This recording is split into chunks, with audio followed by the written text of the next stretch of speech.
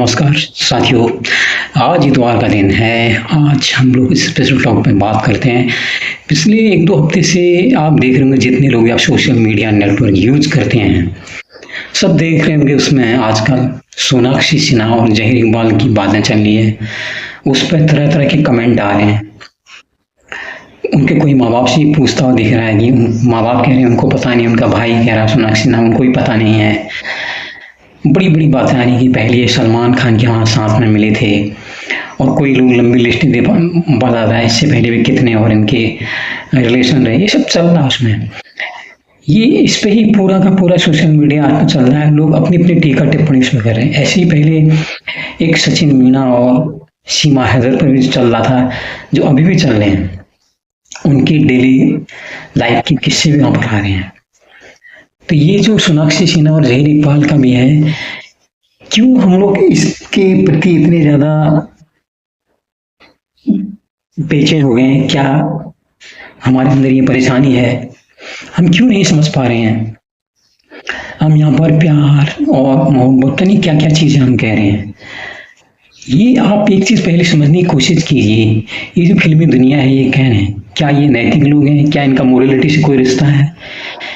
ये पता नहीं है पिता कितने दिन तक शूटिंग से बाहर है, बच्चे माँ बाप बाकी और घर वाले कहाँ रह रहे हैं, किसके साथ रह रहे हैं।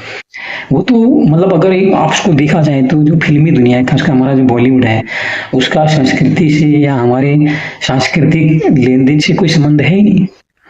वो तो सिर्फ भोग वाले लोग हैं। उनको एक फिल्म करने के करोड़ों करोड़ मिलते हैं। जैसे खबरों में भी आ रहा है कि सोनाक्षी सिन्हा के बाद 85 करोड़ की एसेट है, और जो लड़का है उसके पास भी करीब 1-2 करोड़ के एसेट्स बताए जा रहे हैं। वो एक चीज है। अब सुनने में आ रहा है 23 तारीख को शादी करने वाले हैं, या इनकी शादियां कितनी होती हैं, क्या होती हैं, ये एक अलग विषय है। लेकिन ये लोग हमारे समाज के, हमारे युवाओं के लिए ये रोल मॉडल न बन जाए, बस इतना ही है। इससे कोई फर्क नहीं पड़ता। कोई कह रहा है वो हिंदू है, कोई कह रहा है वो मुस्लिम है। यहाँ पर हिंदू मुस्लिम की बात भी बिल्कुल नहीं है। यहाँ पर क्या है, सबसे चीज है भोगने की। वहां पर क्या है, एक लड़का और एक लड़की कौन है? 2 विपरीत लिंगी हैं। वो इतना खाना पीना इतना खा रहे हैं, इतनी बॉडी उनकी एक्साइट हो रही है कि उनको एक कंपेनियन चाहिए, एक साथी चाहिए, एक विपरीत लिंगी उनको चाहिए। ये हम नहीं देख रहे हैं। वो भी कहीं ना कहीं अपने जो एक इंद्रियगत सुख है ना, उसके कारण ही वो एक दूसरे के प्रति आकृष्ट हुए हैं। वहां ये थोड़ी देखा कि ये कोई विचार में बड़ा अच्छा है, यही कल को इनकी बुद्धि बढ़ाएगा, या वो लड़की भी है वो उसकी दुनिया में कोई क्रांति करके ले आई, कल को एक अच्छा समाज बनाएंगे। ऐसा तो कहीं पर नहीं है। उनका यही है। उसके बाद आप इनके बाद हनीमून के किस्से सुनोगे। आप जैसे अंबानी की जो छोटे बेटे उनके बारे में सुने हुए, अनंत अंबानी की, वो देखो सिंगापुर में उनकी प्री वेडिंग चल रही है, वहां प्री वेडिंग चल रही है। यही सारी चीजें चल रही हैं। क्या इनका ये लोग कहाँ से होने लगे? इनको धर्म से आप क्यों जोड़ते हो? ये लोग तो सिर्फ वस्तु हैं। ये लोग भोगी लोग हैं।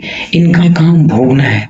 नहीं तो क्या जरूरत है? इसी देश में ऐसे लोग भी हैं जिनको जो प्रतिदिन करीब 30-40 रुपये में इनको हासिल होते हैं, उसमें वो अपनी जिंदगी बसर कर रहे हैं, और उनके पास करोड़ों रुपए हैं। ये क्या करेंगे करोड़ों रुपए का? ये कोई समाज सेवा का काम तो नहीं कर रहे हैं। ये कोई क्लाइमेट चेंज में तो अपनी भूमिका नहीं निभा रहे हैं। फिल्में कर रहे हैं, फिल्मों में किस तरह के अश्लील डांस करते हैं, क्या इनके परफॉर्मेंस, क्या इनके डायलॉग होते हैं, वो सब आप जानते हो। और हम लोगों को बड़ी बेचैनी होती है। हम इसको जोड़ देते हैं कि भैया ये कोई और लड़का नहीं मिला क्या, उसके लिए भी कहते हैं उसको कोई और लड़की नहीं मिलेगा। हम यहाँ पर एक धार्मिक एंगल इन चीजों को दे रहे हैं। जिन लोगों को, ऐसे लोग जिनका धर्म से दूर दूर तक रिश्ता है, कितने लोग ये लोग, कितने इन लोगों ने अपने ग्रंथ पढ़े अपने धर्म के, चाहे वो सोनाक्षी सिन्हा हो, कितने उसने ग्रंथ पढ़े, चाहे वो जो जहीर इकबाल है लड़का, उसने अपने कितने ग्रंथ पढ़ लिए धर्म के, कितना धर्म के बारे में जानता है, कितनी बार वो इबादत करता है, कुछ पता नहीं। लेकिन हम लोग ने इनको अपना अपना पक्ष लेके हम लोग सोशल मीडिया में वाहियात बकवास करने लगे हैं। हम ये जानते हैं कि वो 2 शरीर हैं, 2 शरीर हैं, और 2 विपरीत लिंगी शरीर हैं, और जो हार्मोनल चेंजेस होते हैं उसमें एक महिला को एक पुरुष की जरूरत होती है अगर वो भोगी है। ये जो लड़की है, ये सिर्फ लड़कों के पीछे जो कह रहे हैं इसके इतने इतने रिश्ते हैं, इतने संबंध हैं, अब पता नहीं क्या करेगी, कितना निभाएगी, ये कह रहे हैं। ये लड़की कोई विदुषी भी तो बन सकती थी, ये कोई ज्ञानवती महिला भी तो बन सकती थी।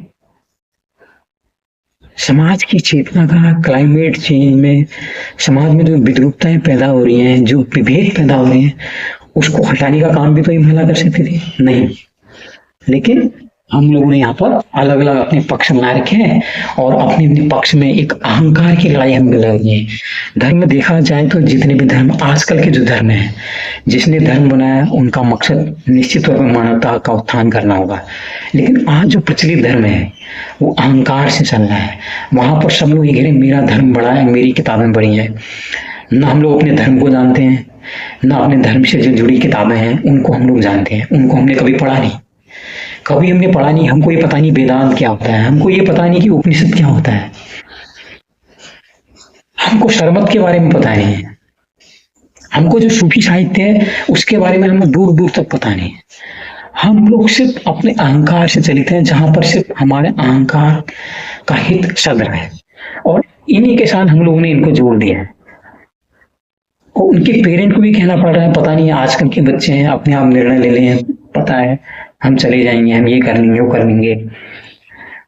तो ये सारी चीजें मैं कृपा करके आप लोगों से कह रहा हूँ, आप इनको दो किसी धर्म से मत जोड़ो। ये एक लड़का है और एक लड़की है और वो एक दूसरे के साथ जुड़ने के लिए, एक दूसरे के शरीर को पाने के लिए आकर्षित है और कुछ नहीं। ये 5-10 साल ये खेल चलेगा, या ये खाएंगे पिएंगे क्योंकि खाना इनको क्या है जिससे इनकी उत्तेजना बढ़े, वही ये फूड प्रोडक्ट उन्हीं चीजों को खाएंगे तो इनकी उत्तेजना का लेवल कभी कम नहीं होगा। और बीच बीच में हो सकता है आप इसमें आके कोई वक्तव्य भी देते हैं, इससे जो लोग और जो ट्रोलर हैं जो या इनको फॉलो कर रहे हैं वो फिर बेचैन होंगे, फिर वहां पर उसको टीका टिप्पणी करेंगे। तो भैया ऐसे जो फालतू लोग हैं इन चीजों पर ध्यान देना छोड़िए। अभी समाज की सबसे बड़ी चिंता क्या है, जो क्लाइमेट चेंज हो रहा है हमारे देश में, इस बार कई वर्षों बाद रिकॉर्ड तोड़ गर्मी पड़ रही है, जंगल के जंगल जले जा रहे हैं, कई पशु पक्षी विलुप्ति के कगार पे हैं। लेकिन हम अहंकार में डूबे लोगों को ये कुछ नहीं दिख रहा है। ये हमें तब दिखना शुरू होगा जब हमारे पैर भी नीचे डूबने लगे, हम भी समुद्र के नीचे, पता लगा हमारा घर भी जो है अब पानी में आ गया, या पता लगा कि इतनी ज्यादा गर्मी हो गई कि हमारा अपने घरों के अंदर रहना भी मुश्किल हो गया, तब जाके हमारी चीज समझ में आएगा।